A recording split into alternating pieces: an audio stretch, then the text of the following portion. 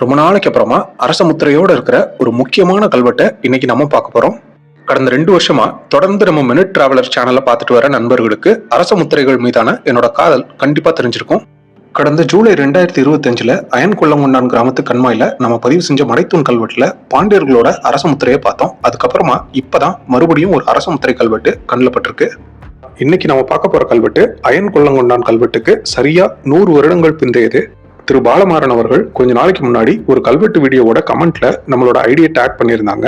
அந்த வீடியோல இந்த கல்வெட்டோட படம் மட்டும்தான் இருந்துச்சு. கல்வெட்டு சொல்ல வர செய்தி என்ன அப்படிங்கறத அந்த வீடியோ பதிவு செய்யல. ஆனா முத்திரையை பார்த்துட்டா போதுமே, உடனே கிளம்பி வந்தாச்சு. வாங்க இந்த கல்வெட்டு நமக்கு என்ன செய்தி சொல்ல போகுது அப்படிங்கறத படிச்சு தெரிஞ்சுக்கலாம்.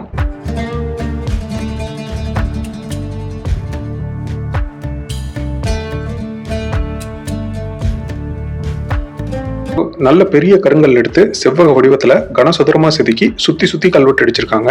முன்பக்கத்துல நல்ல பெரிய எழுத்துக்களா செதுக்க ஆரம்பிச்சு அதுக்கப்புறமா போக போக இடம் பத்தாதனால எழுத்துக்களை நுணுக்கி சின்னதா செதுக்கியிருக்காங்க. திரையில நீங்க பாக்குற பக்கத்துக்கு நேர் பின்பக்கம் மரத்தோட மரமா கலந்துருச்சு. கல்வெட்டு இருக்கான்னு தெரியல, இருந்தாலும் இனிமே அதை மரத்தை வெட்டாம பார்க்க முடியாது.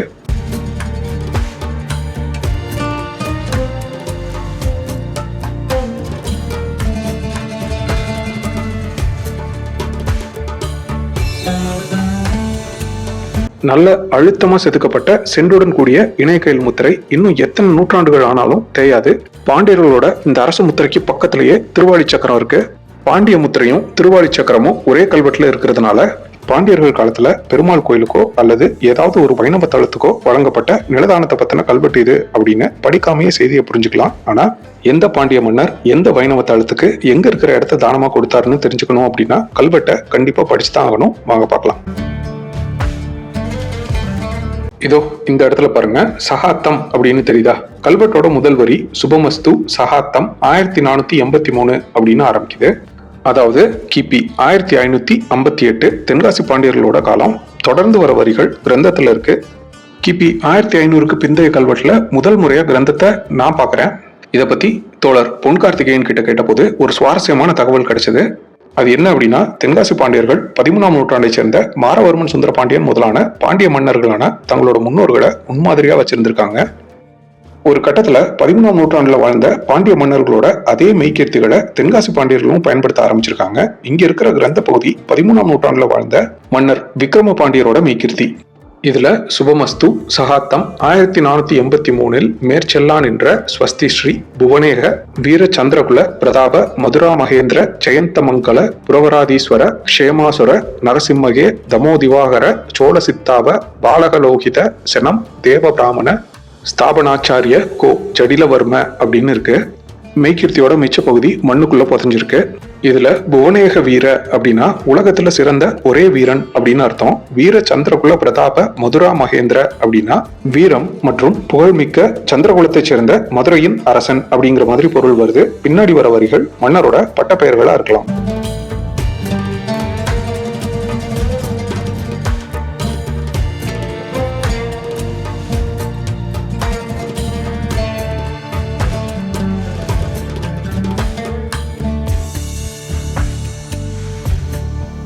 எந்த மன்னர் எந்த வைணவ தளத்துக்கு தானம் கொடுத்தார் அப்படிங்கிற செய்தியை கல்வெட்டோட 2வது பக்கத்துல பதிவு செஞ்சிருக்காங்க.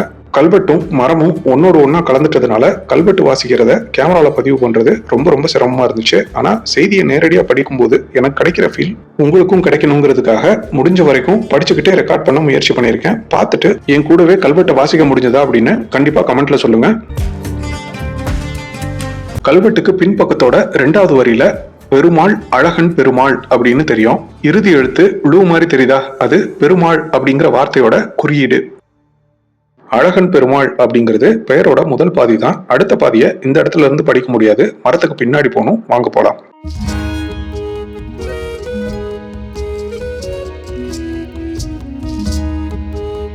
இதோ இந்த இடத்துல பாருங்க, அதிவீரராமன் ஆய நாம் அப்படின்னு தெரியும். சோ இதுல இருக்கிற மன்னர் பேரு அழகன் பெருமாள் அதிவீரராம பாண்டியன். மன்னர் அதிவீரராம பாண்டியனுக்கு நிறைய சிறப்புகள் இருக்குங்க. அவர் ஒரு கவிஞர், எழுத்தாளர், சமஸ்கிருதத்துல இருந்து நிறைய நூல்களை தமிழாக்கம் பண்ணியிருக்காரு. 2 வருஷத்துக்கு முன்னாடி நம்ம சேனலோட முதல் வைரல் கண்டென்ட் கூட இந்த மன்னர் பத்தினதுதான்.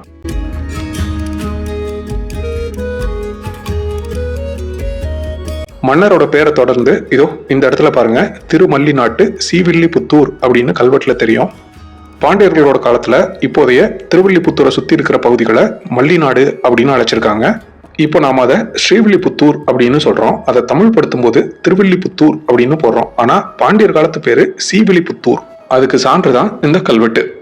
பெருமாள் அழகன் பெருமாள் அதிவீரராமன் ஆய நாம் திருமல்லி நாட்டு சீவில்லிபுத்தூர் அப்படிங்கறத தொடர்ந்து அடுத்த வரி இதோ இந்த இடத்துல இருக்கு பாருங்க. நாச்சியார் சூடி கொடுத்தருளிய நாச்சியார் அப்படின்னு தெரியும். இதுல சூடி கொடுத்தருளிய நாச்சியார் அப்படின்னு ஆண்டாளை தான் குறிப்பிடுறாங்க. அதனால இதுல குறிப்பிடப்பட்டிருக்கிற கோயில் ஆண்டாள் கோயில். இந்த இடத்துக்கு மேல ரெக்கார்ட் பண்ணிட்டு கையை வச்சு படிக்க முடியல, மன்னிச்சிருங்க. சூடி கொடுத்தருளிய நாச்சியாருக்கு அப்புறமா திருமுக்குளக்கரையில் ஆராட்டு மண்டபத்தில் அப்படின்னு வருது. இன்னைக்கும் அங்க ஆராட்டு மண்டபம் இருக்கு. இதுக்கப்புறமா எழுத்துக்கள் சதஞ்சும் கல்வெட்டு மண்ணில் புதஞ்சும் இருக்கு. உடைய பேரால் யானை கட்டுவித்த எழுந்தருளி இருந்து போன்ற உடைந்த வார்த்தைகள் மட்டும்தான் தெரியுது. இதுவரைக்கும் படிச்ச கல்வெட்டோட பகுதிகள், உடைந்து போன வார்த்தைகள், இது எல்லாத்தையும் வச்சு நான் யூகிச்சு புரிஞ்சுக்கிட்ட செய்தி என்ன அப்படின்னா, மன்னர் அழகன் பெருமாள் அதிவீரராம பாண்டியன் கிபி 1558 சீவில்லிபுத்தூர் வந்திருக்காரு. அப்படி வந்திருந்த பொழுது சீவில்லிபுத்தூர் ஆண்டாள் கோயிலுக்கு ஏதோ ஒரு கொடைக்கான கட்டளையை பிறப்பிச்சிருக்காரு.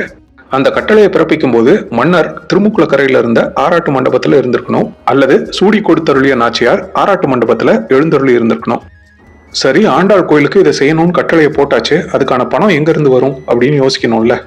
அதுக்காக நஞ்சை மற்றும் புஞ்சை நிலங்களை கோயிலுக்கு கொடுத்து அதுல இருந்து வர வருமானத்தை வச்சு அவர் பிறப்பிச்ச கட்டளையை நிறைவேற்ற சொல்லியிருக்காரு. சின்னதா நுணுக்கி எழுதப்பட்டிருக்கிற கல்வெட்டோட 3வது பக்கத்துல நஞ்சை மற்றும் புஞ்சை நிலங்களை தானமா கொடுத்த செய்தி பதிவாயிருக்கு. கல்வெட்டோட இறுதி பகுதி மறுபடியும் முன்பக்கத்திலேயே தான் எழுதப்பட்டிருக்கு. திருவாளி சக்கரத்துக்கு பக்கத்துல இந்த தானத்துக்கு இடையூறு ஏற்படுத்துறவங்க கங்கை கரையில வச்சு தாய் தகப்பனா கொண்ட பாவத்துக்கு ஆளாவாங்க அப்படின்னு மன்னர் குறிப்பிடுறாரு. தற்காலத்துல கோயிலுக்கு டியூப்லைட்டு, வால் கிளாக்கு, ஃபேனு இதெல்லாம் தானமா கொடுக்கறவங்க அதுல என்றும் இறைப்பணியில் அப்படின்னு எழுதி இருக்கிறத பார்த்திருப்பீங்க. அததான் அந்த காலத்துல சதா சேவை அப்படின்னு குறிப்பிடுவாங்க. திரையில இணைக்கையில் முத்திரைக்கு வலது பக்கம் சதா சேர்வை அப்படின்னு கிரந்தத்துல எழுதியிருக்கு. இன்னொரு விஷயம், திருவில்லிபுத்தூர் பக்கத்துல பூவாணி பிரிவுல சமீபத்துல பாதுகாக்கப்பட்ட நினைவு சின்னம் அப்படின்னு அறிவிக்கப்பட்ட மண்டபத்துல இருக்கிற கல்வெட்டை செவ்வந்தி ஆசாரி சுந்தர சேர்வை அப்படின்னு வாசிச்சிருந்தேன். ஆனா அது சுந்தர சேர்வை இல்ல, சதா சேர்வை அப்படிங்கிறத இந்த கல்வெட்டு மூலமா தான் தெரிஞ்சுக்கிட்டேன். நான் பண்ண பிழைக்கு மன்னிச்சிருங்க. இந்த கல்வெட்டு ரொம்ப சிறப்பு வாய்ந்த கல்வெட்டு. ஏன் அப்படின்னா மன்னரே நேரடியா அழகன் பெருமாள் அதிவீரராமன் ஆகிய நாம் அப்படின்னு தன்னோட உத்தரவு பதிவு செஞ்சிருக்காரு. அதாவது இந்த கல்வெட்டை வாசிச்சீங்க அப்படின்னா இந்த கல்வெட்டு வழியா மன்னர் உங்ககிட்ட நேரடியா சொல்றாருன்னு அர்த்தம். மன்னர் இந்த கல்வெட்டு மூலமா நமக்கு சொல்றது என்ன அப்படின்னா, திருமல்லி நாட்டை சேர்ந்த சீவில்லிபுத்தூர்ல இருக்கிற சூடி கொடுத்தருளிய நாச்சியார் கோயிலுக்கு ஒரு கொடையை கொடுத்திருக்கேன். அந்த கொடைக்கான செலவுகளை ஈடு செய்ய இந்த இடத்துல விவசாயம் செஞ்சு அதுல வர்ற வருமானத்தை பயன்படுத்திக்கங்க அப்படின்னு சொல்லியிருக்காரு. தென்காசி மாவட்டத்தை சேர்ந்த வாசுதேவநல்லூர்ல பகவதி அம்மன் அப்படின்னு வணங்கப்படுற இந்த கல்வெட்டு காலங்காலமா இங்கதான் இருந்துச்சா அல்லது வேற ஏதாவது ஒரு இடத்துல இருந்து இங்க கொண்டு வரப்பட்டுச்சா அப்படிங்கிற தகவல் எனக்கு தெரியல. இந்த வீடியோவை பாக்குற உங்களுக்கு இது சம்பந்தப்பட்ட தகவல்கள் ஏதாவது தெரிஞ்சது அப்படின்னா கண்டிப்பா கமெண்ட்ல சொல்லுங்க, விவாதிக்கலாம். இந்த வீடியோ உங்களுக்கு பிடிச்சிருந்தா ஒரு லைக் கொடுங்க, ரொம்ப பிடிச்சிருந்தா ஒரு ஹைப் கொடுங்க. இந்த மாதிரி தொடர்ந்து பல வரலாற்று செய்திகளை தெரிஞ்சுக்கிறதுக்கு நம்மளோட சேனலை சப்ஸ்கிரைப் பண்ணிக்கோங்க. உங்க ஊர்ல உங்களுக்கு புரியாத வரலாற்று தடயங்கள் ஏதாவது இருந்தா கண்டிப்பா இன்ஸ்டாகிராம், ஃபேஸ்புக் அல்லது ஜிமெயில் வழியா எனக்கு தகவல் சொல்லுங்க. உங்க ஊரோட வரலாற்றை இணைந்து மீட்டெடுப்போம். மீண்டும் ஒரு அற்புதமான வரலாற்று பயணத்துல சந்திக்கலாம். நன்றி.